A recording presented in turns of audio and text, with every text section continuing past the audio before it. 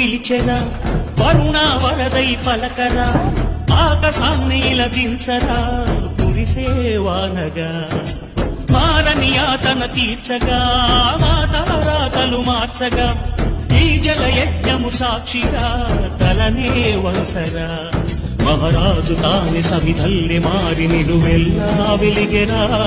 భోగాన్ని విడిచి త్యాగాన్ని వలచి తాపసిగా నిలిచెరా